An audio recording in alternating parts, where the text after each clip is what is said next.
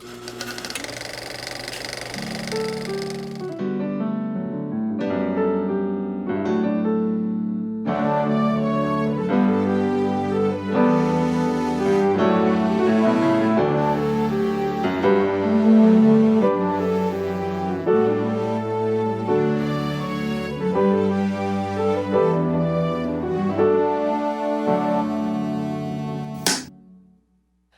have to tell you, my year has been bookended by you.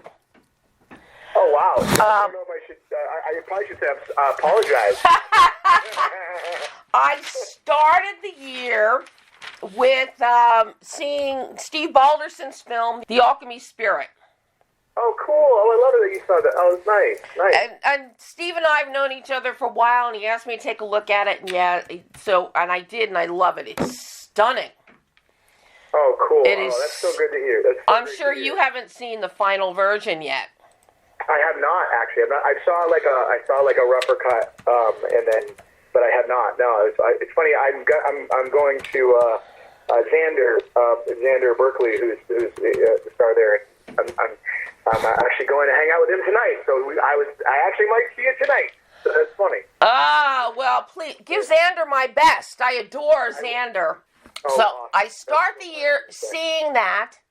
Then a few months ago, I end up catching Downeast, Greg Finley's movie.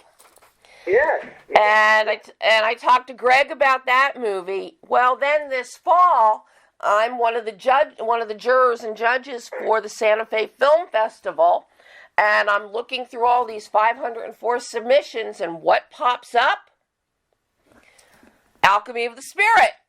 Alchemy of the Spirit, I'm happy to tell you, because I'm sure Steve hasn't told you, Alchemy of the Spirit will have its world premiere at the Santa Fe Film Festival in February. Oh, that's so cool. That is so cool. Thank you for sharing that with me, Dave. That's awesome. So, my year has been bookended by you, Matthew. Well, I'm grateful to you. I'm glad that there's people out there watching these things, that we go into our little worlds and create and hope they come out okay. So that's awesome. Well, I love nothing more. I mean, the big pictures are great. Your tent poles, your MCUs. For my money, the heart of filmmaking comes down to these little films. Well, I agree. I mean, I think that's where like you said, I don't want to say it's easy, because it is not. So I did never want to hear anyone. I would never say that. Larger budgets and so on and so forth. But you have less of the challenges that you do when you're kind of running and gunning with a smaller budget and a smaller takes.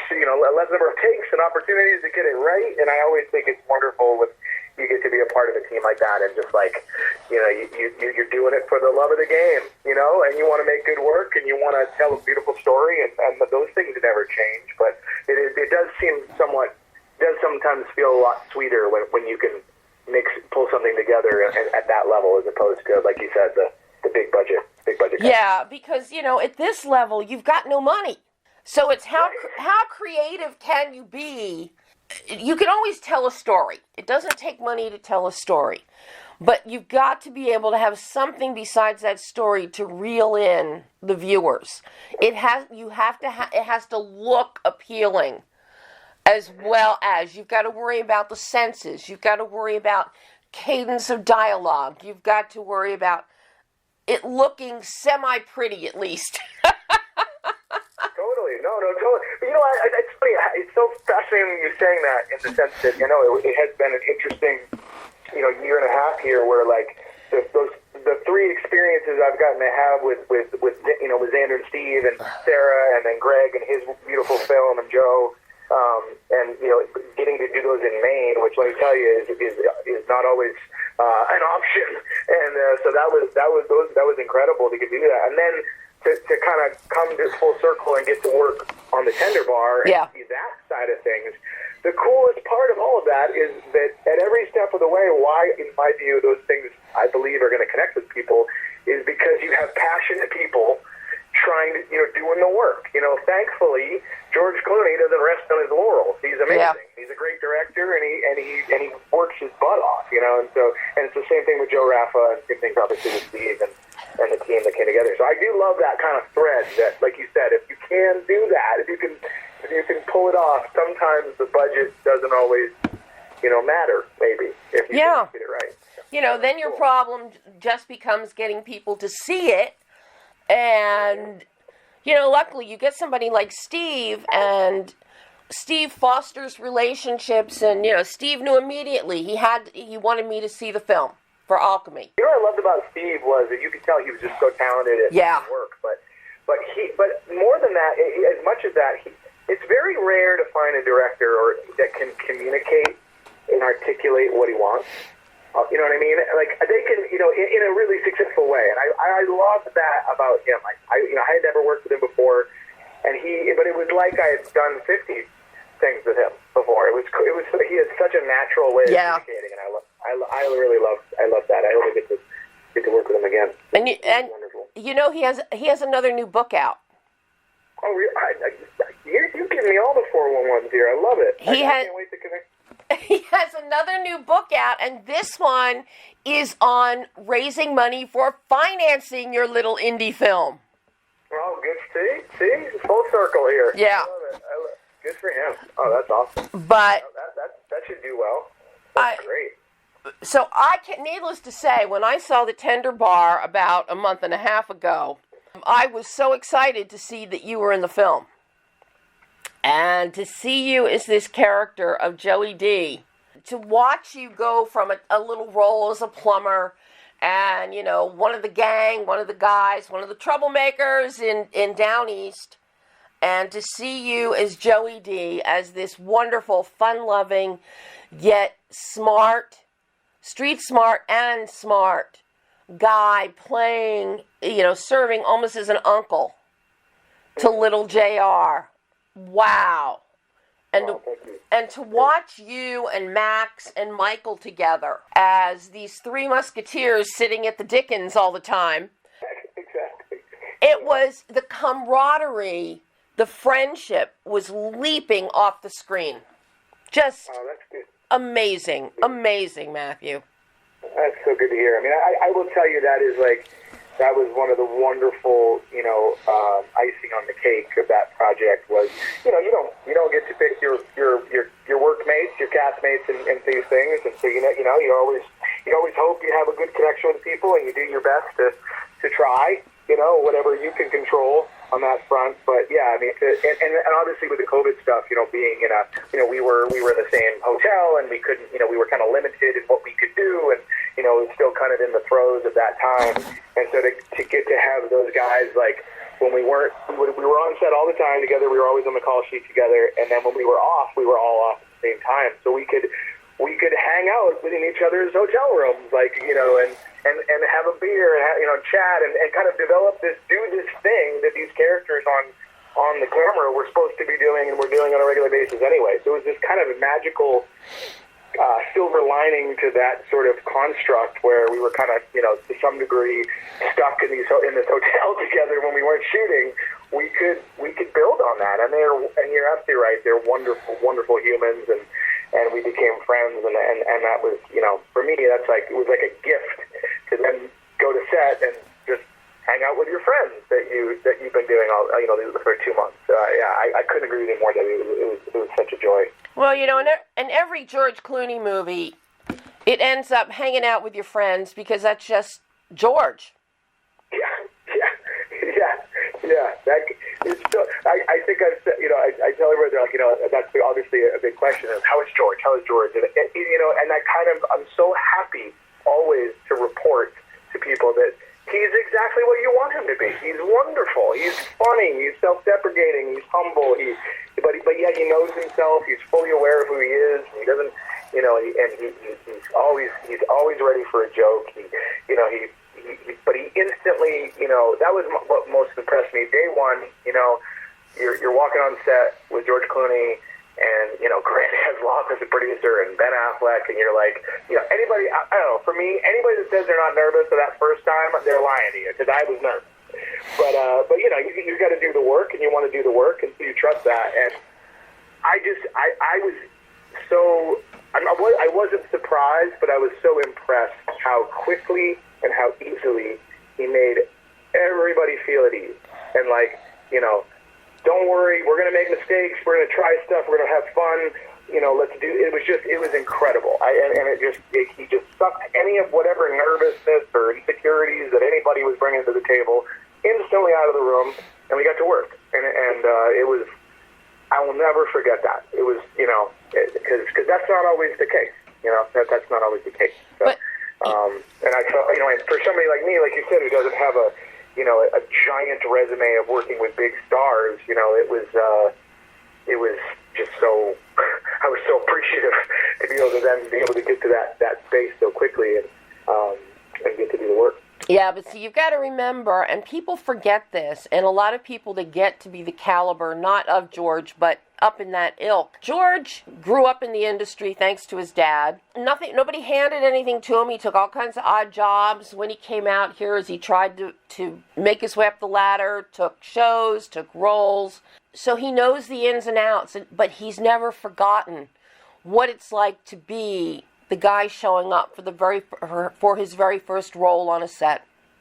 And I think that's one of his great gifts on his sets, whether he's directing, whether he's producing, or whether he is just acting.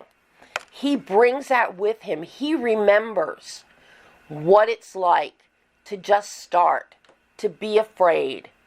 100%, Debbie. I think you couldn't say it any better myself. I think quite the opposite. Sometimes I think, you know, I've witnessed some directors that I think because they're managing their own, you know, fears and their own insecurities, and, you know, they're surrounded by other, you know, maybe, you know, stars or other, you know, people that they don't want to, you know, look lesser than in front of.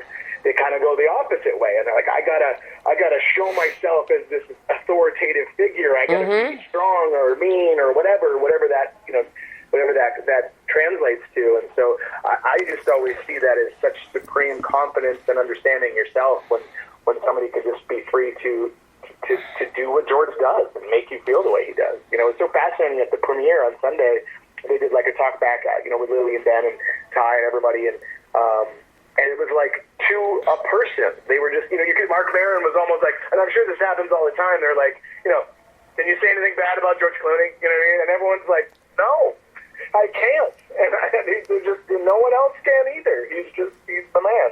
So it's cool. I'm glad that we still have people like that in the world. Yeah. Great, you know? You've been doing a lot of shorts and small and one-offs, and then you finally, it's like you get the call. You get cast in The Tender Bar, directed by George Clooney. Do you remember what that was like for you as an actor to find out that you had that role of Joey D? I do. I can picture the moment in my head. I was actually where I am right now. I was in the kitchen of my home, and you know, like you get these little kind of drips and drabs, you know, from the world where they're like, you know, you're on a short list. They're interested. And you're just like, God, just tell me if I got it or not. Don't string me along. You know, and so I got the call from, you know, the casting office direct, actually, and Carolyn Pittman called me, and I saw that number. I was like, well, this is either really good or bad. So, you know, and so I took it, and I got my kids running around, and I'm like trying to, like, you know, go to a quiet place. So I ended up going outside on my porch and like just pacing in front of the window. My wife's like, you know, trying to read my body language and see what's going on, and it was amazing. It was like that feeling of just like, is this, you know, very surreal to be like, wow, of all the gin joints, you know, they picked me, you know, and so you go. And I knew I was confident with my tape. I felt really good about it. I was like, I made some honest choices, and I said, well, I don't know if this version of Joey D is what they want, but at least I feel good about it. And it feels, you know, you feel excited. You feel like you feel like a little kid. You're like, oh my God, I'm going to get to do this work, you know, because I will tell you, Debbie, I don't care if it is bearded, you know, whatever, number two or you know, lead role. I literally always feel so grateful to get to be on a movie set or to get to be on a stage, because I know I know how many people they have to say no to, before they get to you. And I'm usually one of those people, when you're working hard. And so I always feel so grateful. But, in your heart of heart, I would say to my wife and, and my best friends, I'm like, I just would love to play a real character, in a real wonderful story. And Joey was that. And it was, I had read the book actually, and I had actually taken a creative writing class years ago, and we'd read that book, and I loved it. And so I was, it was exactly that. It was like a real character on the page that lives in this world and can add to the story in a positive way. And that's the dream, right? But I think also that a lot of you, because, you've played sports, you've worked in the real world at a plain old person kind of job, you've done theater, you have your own craft beer brewing company. Okay, that in and of itself. Well, yeah, I'm one of the team. I'm one of the teammates. Yeah. But you're right. You're right. I have lived, a civilian life, if you will. Yeah. And sure. That's who Joey D is, and you get to bring all of that to Joey. It's like I watch the characters of Joey and Chief and Bobo just sitting at the bar, and it's like we all have our favorite watering hole, probably in every city that we go to in the country. And I can sit there and right away, they felt like they belonged sitting at the bar, my local bar here in Culver City. They don't stick out like a sore thumb, but they're regulars, they're locals, and they know the community, they know the world. Their minds are actually expanded and more intelligent than a lot of people that hang out in bars. But right. They're just the guys that right away, the minute the three of you pop up on screen, I'm sitting there watching and I'm going, I know those guys. I know those guys. That's so cool. No, I agree. I think, that's that, that we find our family, where we need them kind of thing, I feel like. And I love that about this story where, in these people that, like you said, they could easily just blend into the scenery, you know what I mean? But yet, because they're comfortable, they have a personality, they have a take, and a confidence, whatever, they stand out. And I agree with you. I work in the beer world, and there is a difference between like the passer through and the regular, the one that's there. They feel like it's a part of their world, and there's something where you feel really as a proprietor, or as someone that works with people that run beer bars. It's like you love those people. You don't always. You got to keep an eye on them sometimes. But you feel like, oh wow, thanks for picking this place as your spot. And I feel like there's that mutual connection between the patron and that spot. And I love that sort of dynamic that is created. It gives power to Uncle Charlie in that way. He's got his kind of band of merry men. Yeah. And that kind of gives him that sort of confidence that he needs to kind of lord over this space in many respects. I love getting to play this character. But and that's the thing is, we always talk about it, at Oxbow and the team. It's like obviously there's a business element in those things, but the goal, when we talk about ethos and mission statements and things, we're like, why are we doing this? Why is this something that we choose to do with our time? And it is, I think the word that is always used is like, is community. You want to try to create a community of people that, and that makes people feel comfortable and happy, and obviously you're creating this product that you hope they enjoy and they come back. But I love that sort of sense of that's what bars are. Is it like that's what pubs are in England and then different versions of it across the world. Is it's like this place where you can come and hopefully not be judged and be comfortable and be yourself and be safe, and have a pint, or have your drink, whatever. Mm-hmm. I love that. And that's what really comes through is that camaraderie in the Tender Bar. And it's one thing for us to see that relationship between Uncle Charlie and JR. Be he as a young boy or, college age, post-college, going into the workforce. But it's what really gives us the full spectrum are seeing the three of you, are seeing Joey D, Chief, and Bobo. Because that expands the world and completes the world. And I really love how you guys fill out the film.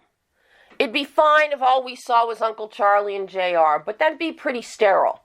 And it would go against the grain for Uncle Charlie trying to impart wisdom to JR on how to live your life.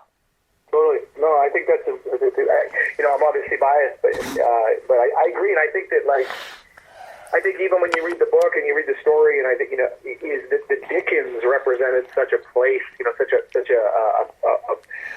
kind of a schoolyard to some degree for JR, and I think that it was all these characters, and I think that was really part of our duty was to kind of represent the spirit and the life of the Dickens to these characters in a lot of ways. And I agree with you. I think that sort of trying to make sure that we provide that in some way, shape, or form with our camaraderie and our feel and our ease. I think that 100% was the goal. Yeah. I'm glad to see that came through. That's great. Oh, you succeeded. You succeeded. I've got to ask, you're a dad. A lot of adult actors sometimes have trepidation when you have young kids in a role, especially a role as important as JR. Now, I've spoken to Daniel, who is an absolute joy. He is just... he's a little firecracker. It's funny, I've heard that before where, and I get it. I'm sure there's many examples where, it definitely adds another element, child actors and, the inexperience or the, or whatever that sort of element is bringing. I love Daniel. I loved his rawness. I love that he literally walked on set and was that same kid that you saw, that everybody saw on the video, on, YouTube or whatever.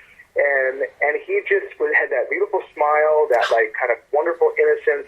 And you could tell, he just was having so much fun in every minute of doing this work. It was and what a great reminder, right? What a great reminder to remember that we are all grown-ass people, very professionally and very seriously making pretend, and it's and I love that. I love that. And he was, getting to, so I really, and like you said, having kids and being kind of maybe more comfortable in that kind of arena. I loved it. I love the car, all the days we get to drive around in the car with him and and go on these little field trips and his adventures was it was just so much fun. He's the best, man. I hope he has a long and wonderful career. He's a wonderful kid. Same here. I mean, the minute he came on screen, that face just lights up.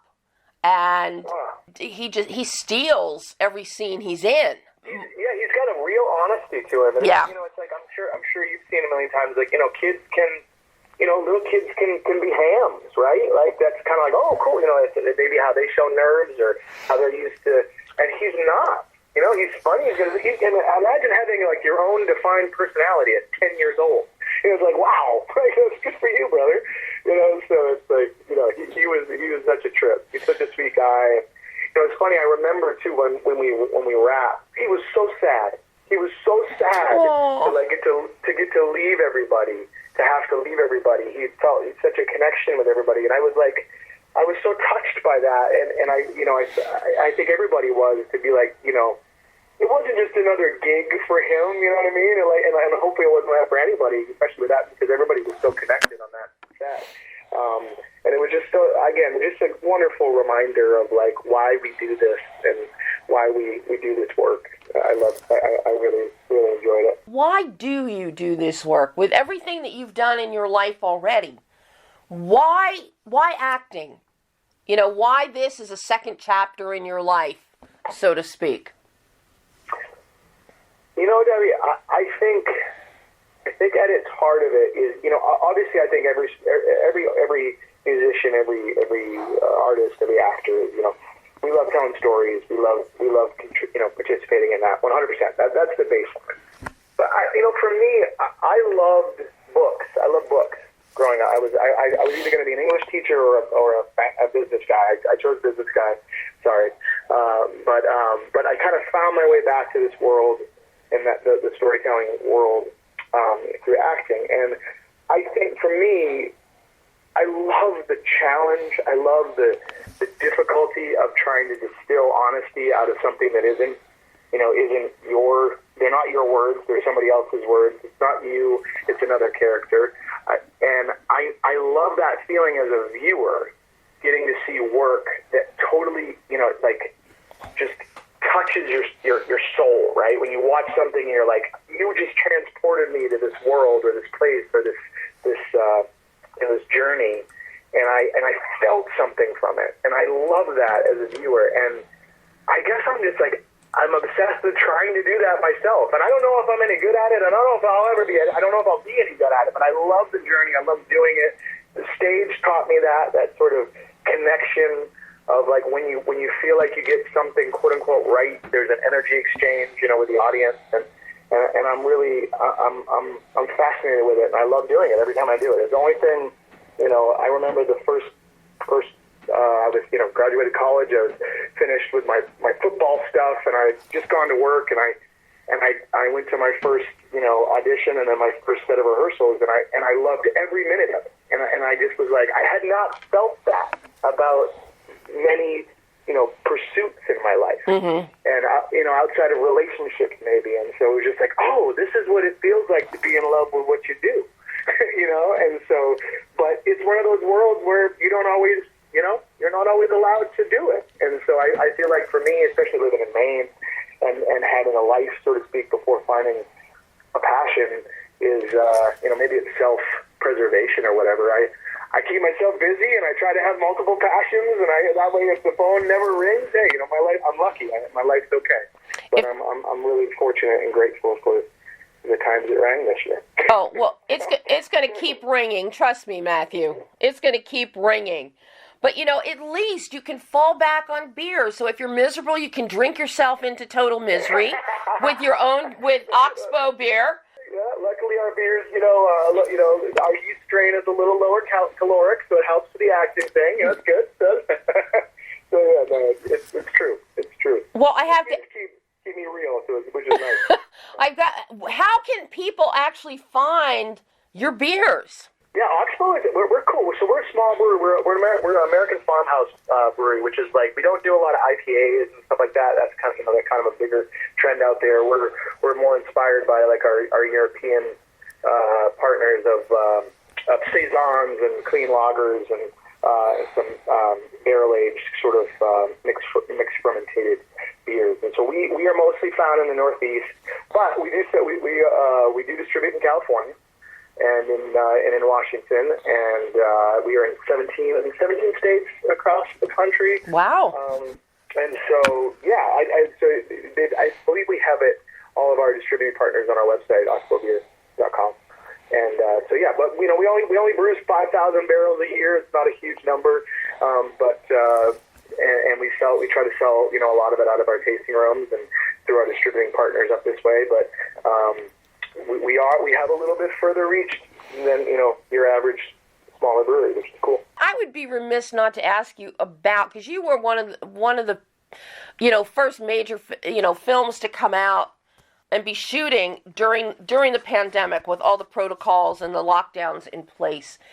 Mm-hmm. How was that experience for you? Did that add new challenges? Did it cause delays? I'm curious for you from a performance standpoint, how all of these new protocols and whatnot may have impacted your performance in a film.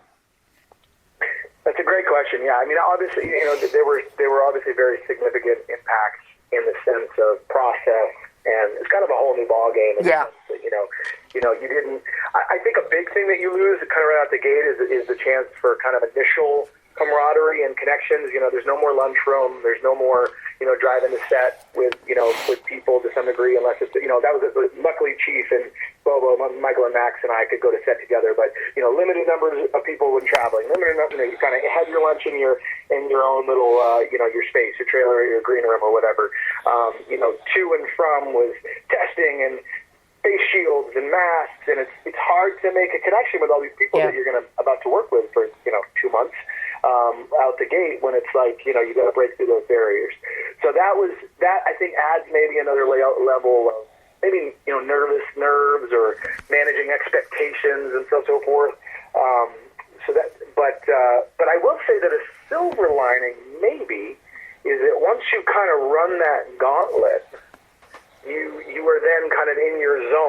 if you're a principal in the film, or one of the you're on the first team where you can be in that room with everybody, then you've all kind of gone through the same gauntlet, and so it's maybe a safer space, and so you have a little bit more flexibility with obviously performing with masks and things like that. So you're kind of on this team, and when you're on that team with Ben and Tye and George and Grant, and all, it kind of makes you maybe a little bit more connected than possibly you would have in another environment, because people aren't running back and forth to their respective corners as much, that you might see on a project with bigger names or bigger stars or so on and so forth. So it actually gave us a little bit more of an opportunity to spend a little bit more time on set together than what I was maybe potentially anticipating. So there might be maybe a silver lining there from a connection and a getting to know one another a little bit better. But yeah, definitely. I think honestly, from a performer standpoint, Debbie, it's like you're constantly like, I hope I'm not the jerk that goes and does something wrong and gets COVID. You know what I mean? You know what I mean? Like that. It's like looking back, so I was gone. I was 2 hours from my house. I was not far. From my family. But because of the state thing and it's Amazon and it's big project, big budget film, it's like you kind of were on lockdown a little bit. I had to kind of stay put. And so I just never wanted to be that jerk. It was like Matt went out and whatever, got a beer at a bar and got COVID. I was like, so I played it pretty safe. And so I think that part of it, that maybe the isolation, I think like we all feel through this process and through this world, probably played the biggest role on that. But maybe more time to prepare. I don't know. It was such a weird time. It was like you went into this bubble. At the same time, it allowed me to kind of maybe minimize some distractions, and I felt like I got to live in that world a lot, which was kind of nice as an actor. So tried to make the best of it. Well, now you're filming another film right now, correct? No, so we just wrapped. Okay, you just wrapped. Yeah, we wrapped a little bit ago. We wrapped a short film that I'm really excited about. It's kind of what you were talking about when we first started chatting. I feel like it's like the heart and soul when you get to tell a story with really talented, people that are kind of running and gunning. And Sean Mushaw, who directed Tumble Down, who I was lucky enough to have a small role in, back along with Jason Sudeikis and Rebecca Hall. Sean and I have done a lot of theater collaborations together in Maine, and we've often talked about trying to do a film project together, and we came across this lovely story from an incredible writer out of Maine named Lewis Robinson, and he wrote this collection of short stories called Officer Friendly. And one of the stories is called The Diver, and it's this lovely kind of maybe thriller-esque, but more about the relationships of two characters, small cast of a young family kind of coming into contact with this local Downeast town diver on a boat, and the kind of tense interactions of class and kind of maybe misunderstanding that can come from that. And so we got to go up to Bucks Harbor, Maine, which is this beautiful town in Downeast, Maine, and shoot for about a week and a half. And like you said, beg, borrowing, and stealing all on, borrowing boats and borrowing places and locations and, doing whatever we could to run and gun it, but with a wonderful, wonderful Maine crew. And I think we shot a lovely, beautiful little film. So I'm excited for people to hopefully get to see it. So now at the end of the day, as you're juggling, the brewery and acting and family and all, what is the greatest gift? We're in the holiday season. Everybody talks about gifts and giving gifts and, what do you want Santa to bring you? And you give us the great gift of performances like Joey D. But what is the gift that acting gives you so that you can keep all these balls in the air to create this great life you have? It's a great question, Debbie. I think it gives me the opportunity to keep growing and keep challenging myself. I think you never want to sit still in life, and I think the moment you say, "Okay, I'm good. I've done all the things I want to do, and I've learned all the things I can learn." Like I don't know. That's a scary time for me. So I feel like I want my kids to see me, see their dad as somebody that can keep growing and pushing himself and learning and admitting when he doesn't have it all figured out and try to keep on that journey, and hopefully that may give them a better example or an example to keep to do it on their own right. That's kind of what motivates me, and not being afraid to go after things that you love. It doesn't mean you always get them. Oftentimes you don't, but I think you gotta go after them, and I feel like that's what this has been for me. There was a lot of people in my world, and I don't blame them for a second, that were like, wait a minute, what are you doing acting in Maine? Are you crazy? Get on a plane, move to LA, go to New York. What's wrong with you? And I was just like, you're right. I know. But you know what? This is my life, and I'm going to go after it. And, thank God for Boston, Massachusetts film incentives, and thank you, for people that, took a shot on me, when I did. And so I'm just going to keep swinging, Debbie. That's how it works. Are you still doing community theater, or is it all just concentrated now on television and film? Yeah, I'm the theater that I work with a couple professional theaters here in Portland. When I'm able to, I love the public theater in Lewiston, Maine, a lovely Lord Theater, and Portland Stage, and again, I kind of work with a couple collaborators that if they come to me with a project, they're like, oh, we want to do this. Like I did True West last year with Sean's Space Gallery, and so I love theater so much, but I'm very focused on film and TV right now, and that's kind of where my heart's at the moment. Well, I can't wait to see what you do next. Well, I'm very grateful of your confidence that there will be a next, and I appreciate you. Hey. Thank you, Debbie, so much. Trust me, after the tender bar, yes, there will definitely be a next for you. I am positive of it. Well, I got to tell you, as somebody that enjoys, sitting in a corner booth and having a drink or two, that you ever come up to Maine, you let me know, and you're gonna let me treat you to a beer or two, so we can keep talking. I feel like I could talk to you all day. Oh my God! Well, what a pleasure! What a pleasure! So that would be great. Oh my God! Well, who knows? Maybe I'll see you at Santa Fe Film Festival in February. That would be fun. If we do, let's make that beer happen there. I love it. I'm going to chat with Xander tonight. Get the scoop. So I love it. Matthew, this has been so much fun talking with you, and yes, I could talk to you all day too. And one day we will. We will. I love it. No, let's do it again. I'm really grateful for taking the time. That I know how busy you are, and thank you so much. Oh my God. Thank you, Matthew, and you have a wonderful holiday with your family, and hopefully I'll see you sooner rather than later. You got it. And you too. Be well. Thank you so much. Bye-bye. Bye. Take care.